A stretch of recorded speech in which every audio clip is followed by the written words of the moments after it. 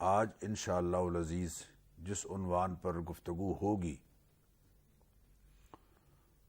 وہ ہے نیکی کیا ہے۔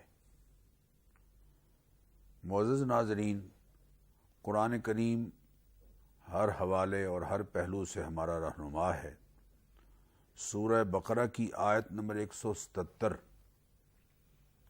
اس عنوان پر بہت واضح ہدایات کی حامل ہے۔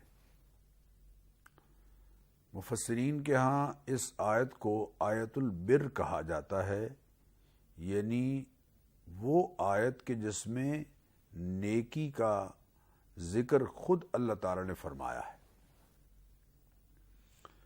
اسلام نے بہت سے ایسی باتیں کہ جو دور جاہلیت سے چلی آ رہی تھیں اور ان کے حوالے سے مختلف کانسیپٹ اور تصورات موجود تھے، ان کی اصلاح کی ہے یا بعض غلط تصورات کو ختم کیا ہے۔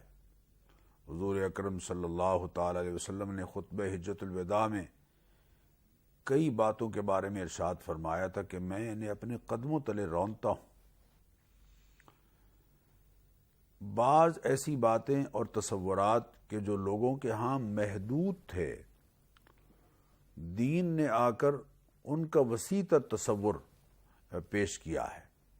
چنانچہ نیکی کے بارے میں لوگوں کے ہاں بہت محدود تصورات تھے، اللہ تعالیٰ نے اس آیت البر میں نیکی کا وسیع تر تصور بلکہ وسیع تر تصویر لوگوں کے سامنے پیش کی ہے اور ذکر فرمائی ہے۔ اللہ تعالیٰ قرآن کریم میں ارشاد فرما رہے ہیں، لیس البر ان تولوا وجوہکم قبل المشرق والمغرب۔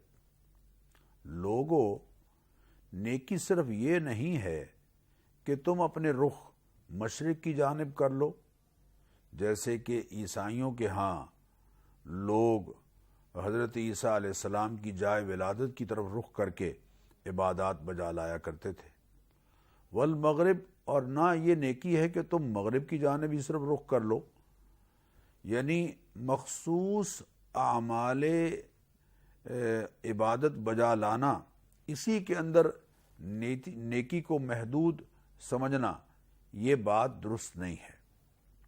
وَلَكِنَّ الْبِرَّ مَنْ آمَنَ بِاللَّهِ وَالْيَوْمِ الْآخِرِ وَالْمَلَائِكَةِ وَالْكِتَابِ وَالنَّبِيِّينَ۔ لیکن اللہ تعالیٰ کے ہاں نیکی کی حقیقت کیا ہے؟ معزز ناظرین، میں آپ سے درخواست کروں گا کہ اس آیہ کریمہ کو، یعنی سورہ بقرہ کی آیت نمبر 177 کو وقتاً فوقتاً ہم ترجمے کے ساتھ پڑھتے رہیں تاکہ ہم نیکی کی حقیقت کو سمجھ پائیں۔ ہمارے ہاں بھی نیکی کی حوالے سے دو انتہاؤں پر لوگوں کے تصورات ہیں۔ کچھ لوگ تو ایسے ہیں جو نماز روزے کو، حج زکوٰۃ کو ہی نیکی سمجھتے ہیں، وہ معاملات میں کتنے گڑبڑ ہوں، وہ لوگوں کے ساتھ رویوں میں کتنے تلخ ہوں، اور وہ گھریلو زندگی میں گھر کو بجائے جنت نظیر بنانے کے وہ مشکلات کھڑی کرنے والے ہوں، اس کی انہیں کوئی پرواہ نہیں۔ بس انہیں اس پر ہے کہ نماز روزے میں اور زکوٰۃ حج میں کوئی گڑبڑ نہیں ہونی چاہیے۔ دوسری طرف کچھ لوگ ایسے ہیں کہ جو یہ کہتے ہیں کہ نماز روزے کی کوئی اتنی ضرورت نہیں ہے، بس آدمی اخلاق اور رویوں کے حوالے سے اچھا ہونا چاہیے۔ یہ دونوں انتہائیں ہیں جن کے درمیان حقیقی تعلیمات ہیں، جن کو اللہ تعالیٰ نے اس صورت میں، اس آیت میں، سورہ بقرہ کی آیت نمبر 177 یعنی آیت البر میں واضح فرمایا ہے۔ معزز ناظرین، اللہ تعالیٰ نے اس آیہ کریمہ میں نیکی کے 7 پہلو بیان فرمائے ہیں اور یہ بتایا ہے کہ ان 7 چیزوں کے مجموعے کا نام حقیقی نیکی ہے۔ جب تک کوئی آدمی ان 7 چیزوں کو مجموعی طور پر اختیار نہیں کرتا اور مجموعی طور پر اس کی زندگی میں یہ ساتوں چیزیں اپنے اپنے مقام پر موجود نہیں ہیں تو وہ نیکی کے اعلیٰ معیار پر پورا نہیں اتر رہا اور وہ نیکی کے اعلیٰ مقام پر اپنے آپ کو نہیں پہنچا پایا، اور نیکی کا حقیقی تصور وہ اس پر واضح نہیں ہوا، اور حقیقی تصویر نیکی کی جو اللہ کے ہاں مطلوب ہے وہ اللہ تعالیٰ کے سامنے عملاً نہیں لا پایا ہے۔ اب ذرا غور کیجئے، 7 چیزیں جن کو اللہ تعالیٰ اس آیت میں نیکی قرار دے رہا ہے، ان میں سے پہلے ہے لَٰكِنَّ الْبِرَّ مَنْ آمَنَ بِاللَّهِ وَالْيَوْمِ الْآخِرِ وَالْمَلَائِكَةِ وَالْكِتَابِ وَالنَّبِيِّينَ۔ نیکی کا جو حقیقی تصور ہے جو اللہ تعالیٰ قرآن کریم اس آیت میں بیان فرما رہے ہیں، ان میں پہلی چیز ایمانیات ہیں اور عقائد ہیں۔ من آمن باللہ، اللہ کی ذات عالی پر ایمان، اللہ وحدہ لا شریک ہے، اس کی ذات کو مانا جائے اور اس کی وہ صفات جو خود اللہ تعالیٰ نے بیان فرمائی ہیں یا اللہ کے نبی صلی اللہ علیہ وسلم نے بیان فرمائی ہیں، ان کو مانا جائے، اور یہ تسلیم کیا جائے کہ اللہ اپنی ذات اور صفات میں وحدہ لا شریک ہے، اس کا کوئی ثانی نہیں، اس کا کوئی شریک نہیں، اس کے علم میں، اس کی قدرت میں، اس کے اختیار میں، اس کے اقتدار میں، اس کی ذات میں اور اس کی تمام تر صفات میں کوئی اس کا سانجی اور شریک نہیں ہے۔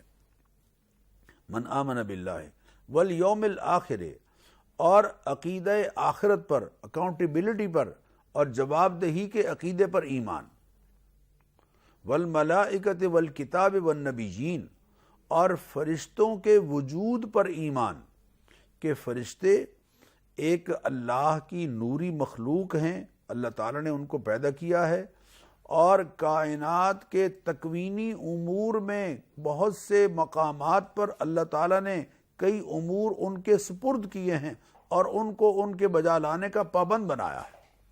جیسے قرآن کریم میں ہے لَهُ مُعَقِّبَاتٌ مِّن بَيْنِ يَدَيْهِ وَمِن خَلْفِهِ يَحْفَظُونَهُ مِنْ أَمْرِ اللَّهِ۔ انسان کے لیے کچھ فرشتے معقبات ہیں، چوکیدار ہیں، ذمہ دار ہیں، اللہ کے حکم سے حفاظت کرنے والے فرشتے، اور فرشتوں کی ڈیوٹیاں مختلف ہیں جو قرآن کریم میں جن اور احادیث میں جن کی تفصیل ہے میں ذکر نہیں کرنا چاہتا، لیکن اتنی بات ایمان کا حصہ ہے کہ فرشتوں کے وجود کو مانا جائے۔ والملائکۃ والکتاب، یہاں الکتاب کا جو لفظ ہے یہ تمام ان کتابوں کو شامل ہے کہ جو انبیاء علیہم الصلاۃ والتسلیمات پر اللہ تعالیٰ کی طرف سے اترتی رہیں، جیسے نمایاں کتابیں ہیں تورات، انجیل، زبور اور قرآن کریم۔ الفاظ قرآنی پر غور کیجئے، تکافل اجتماعی پر مبنی معاشرت یا اجتماعی کفالت پر مبنی معاشرہ قائم کرنا، یہ نیکی کی دوسری قسم جس کو اللہ نیکی قرار دے رہے ہیں۔ فرمایا آت المال علی حبہ، مال دے مال کی محبت کے باوجود یا اللہ کی محبت میں، دونوں معنی علماء نے کیے۔ آت المال علی حبہ، دے انسان اللہ کا دیا ہوا مال، مال کی محبت کے باوجود، یا علی حبہ، اللہ کی محبت کی خاطر۔ کن کو دے؟ ذوی القربہ، سب سے پہلے رشتہ داروں کو۔ حضور اکرم صلی اللہ تعالی علیہ وسلم سے جب یہ پوچھا گیا کہ یسألونک ماذا ینفقون، لوگ آپ سے پوچھتے ہیں کہ وہ کہاں خرچ کریں، قل ما انفقتم من خیر، اے حبیب آپ ان کو بتا دیجئے کہ جو مال بھی تم خرچ کرو گے فللوالدین، اپنی ضروریات کے بعد سب سے پہلے والدین پر خرچ کرنا ہے، والاقربین، قریبی رشتہ داروں پر خرچ کرنا ہے، اور پھر اس کے بعد یتامہ اور مساکین کی باری آتی ہے۔ اور قرآن کریم میں اللہ تعالیٰ نے ارشاد فرمایا ہے کہ آت ذی القربى حقہ، قرابت داروں کو ان کا حق دیجئے۔ معلوم ہوا اللہ نے مہربانی فرماتے ہوئے بطور احسان تمہارے مال میں تمہارے قرابت داروں کا حق رکھ دیا ہے۔ یہ وہ حق نہیں ہے کہ جس کا مطالبہ کرنے کا اختیار رشتہ داروں کو ہے، لیکن یہ وہ حق ہے جو اللہ نے اپنی مہربانی اور اپنی عنایت سے ان رشتہ داروں کے لیے رکھ دیا ہے۔ آت المال علی حبہ ذوی القربہ، قرابت داروں کو دے، والیتامى، اور یتیموں پر خرچ کرے۔ یتیم انسانی معاشرے میں وہ بچہ جس کا والد بلوغت سے پہلے دنیا سے چلا گیا، نابالغ بچے کو جس کا والد کا سایہ سر سے اٹھ گیا ہو، اس کو ہمارا دین یتیم کہتا ہے۔ اور حضور اکرم صلی اللہ علیہ وسلم نے فرمایا لا یتما بعد البلوغ، بالغ ہو جانے کے بعد یتیمی ختم ہو جاتی۔ یتیم بچہ اس وقت تک ہے جب تک وہ بالغ نہیں ہوتا، جب بالغ ہو گیا ہے تو اب ماشاءاللہ وہ اس پوزیشن میں ہے کہ وہ خود اپنے لیے رزق کما سکتا ہے، کوشش کر سکتا ہے، محنت کر سکتا ہے، لہذا اب یتیمی کے دائرے سے وہ نکل گیا ہے۔ تو یتامہ کے بارے میں اتنی ہدایات ہمارے دین نے دی ہیں کہ حضور اکرم صلی اللہ علیہ وسلم نے فرمایا جس گھر میں یتیم پلتا ہے اللہ تعالیٰ کے ہم وہ سب سے محبوب گھر ہے۔ اور آپ صلی اللہ علیہ وسلم نے ارشاد فرمایا کہ دل کو نرم کرنے کے لیے یتیموں کے سر پر ہاتھ پھیرتے رہا کرو۔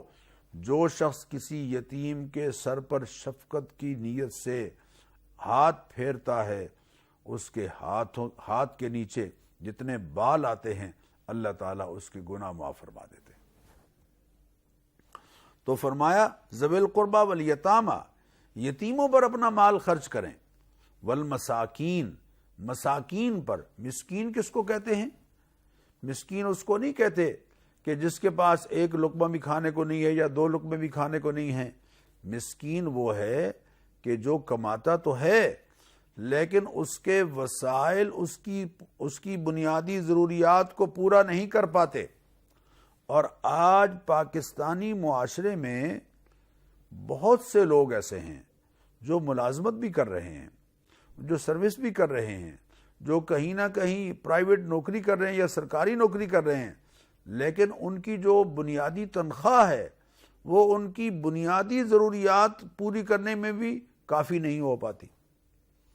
اگر مکان کرائے کا ہے، اگر بچے اس کے تعلیم حاصل کر رہے ہیں، تعلیمی اداروں میں پڑھ رہے ہیں، اور خدا نخواستہ کوئی بیماری بھی لاحق ہے، تو پھر آپ خود سوچئے کہ جس کے گھر میں بیماری بھی ہے، مکان بھی کرائے کا ہے اور بچے بھی زیر تعلیم ہیں، وہ 15,000 یا 20,000 کی تنخواہ میں کیسے گزارا کرتا ہو؟ والمساکین، ایسے لوگ کہ جو اپنی بنیادی ضرورتیں پوری کرنے کے لیے لوگوں سے مانگتے ہوں، ان کی ضرورتیں پوری کرو۔ وابن السبیل، اور مسافر، چنانچہ مسافر کے ابن السبیل کے تحت مہمان کو بھی مفسرین نے شامل کیا ہے۔ تو دوسری قسم نیکی کی جس کو قرآن نیکی قرار دے رہا ہے وہ ہے اجتماعی کفالت پر مبنی معاشرت، یعنی ایسا معاشرہ کہ جس میں صاحب ثروت لوگ اپنے معاشرے کے کمزور لوگوں کی کفالت کرنے والے ہوں، وہ دولت پر سانپ بن کر نہ بیٹھیں۔ کہ لا یکون دولۃ بین الاغنیاء منکم، ایسا نہ ہو کہ غنیوں کے درمیان ہی دولت گردش کرتی رہے۔ دولت کی گردش کا نظام ہمارے دین نے اس طرح سے دیا ہے کہ غرباء اور مساکین اس سے فائدہ اٹھائیں۔ بار بار اللہ نے جو صدقات اور خیرات کی ترغیب دی ہے اس کا بنیادی مقصد ہی یہ ہے کہ مسلم معاشرے میں جو کمزور طبقات ہیں ان کی کفالت کا نظام، وہ لوگ جن کو اللہ نے صاحب ثروت بنایا ہے وہ اپنے ذمے لیں۔ اقامت صلاۃ اور ایتاء زکوٰۃ۔ اقامت صلاۃ سے مراد کیا ہے؟ ذرا غور کیجئے ناظرین، میں اس بات کی وضاحت ضروری سمجھتا ہوں کہ ہمارے معاشرے میں کچھ جاہل صوفی یہ کہتے سنے گئے ہیں کہ جناب نماز قائم جس بندے نے ایک مرتبہ کر لی تھی پھر انہوں پڑھن دی لوڑ نہیں رہی۔ یہ جاہلانہ تصور ہے، یہ عجمی تصور کی باتیں ہیں، عجمی تصوف کی باتیں ہیں جو ہمارے معاشرے میں بعض جاہل صوفیوں کے ذریعے سے رواج پا گئی ہیں۔ اقامت صلاۃ کا معنی سن لیجئے، اقامت صلاۃ کے معنی ہے نماز کو شرائط اور آداب کے ساتھ پابندی سے ادا کرنا. نماز کو اس کی جو شرائط ہیں اور اس کے جو آداب ہیں ان کا لحاظ کرتے ہوئے پابندی سے ادا کرنا، یہ ہے اقامت صلاۃ. حضور اکرم صلی اللہ علیہ وسلم نے ارشاد فرمایا من ترک الصلاۃ متعمدا فقد کفر. جو جان بوجھ کر نماز چھوڑ رہا ہے وہ تو کفریہ عمل کر رہا ہے. بین الکفر والاسلام ترک الصلاۃ، اسلام اور کفر کے درمیان فرق کرنا یہ نماز کا چھوڑنا ہے. نماز کا چھوڑنا یہ ایک اسلام اور کفر کے درمیان ایک فاصلہ ہے جس کے ذریعے سے اسلام اور کفر انسان کا ظاہر ہو رہا ہے. آپ ذرا غور کیجئے، حضور اکرم صلی اللہ علیہ وسلم نے حضرت معاذ سے فرمایا تھا لا تترکن صلاۃ مکتوبۃ متعمدا. اے معاذ، میں تمہیں نصیحت کرتا ہوں. پہلی نصیحت تو یہ ہے کہ لا تشرک باللہ وین قتلت وحرقت. اللہ کے ساتھ شرک نہ کرنا.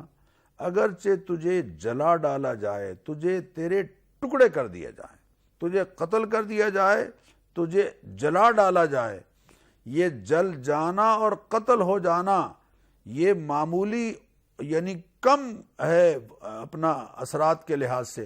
شرک اس سے بڑا عمل ہے. لا تشرک باللہ وین قتلت وحرقت. شرک نہ کرنا اگرچہ تو مار ڈالا جائے اور تجھے جلا ڈالا جائے. اور ولا تترکن صلاۃ مکتوبۃ متعمدا، فرض نماز جان بوجھ کر نہ چھوڑنا. فإن من ترک الصلاۃ متعمدا فقد برئت منہ ذمۃ اللہ. اس لیے کہ جو جان بوجھ کر نماز چھوڑے گا وہ اللہ کی ذمہ داری سے اور خصوصی نگہبانی سے نکل جاتا ہے.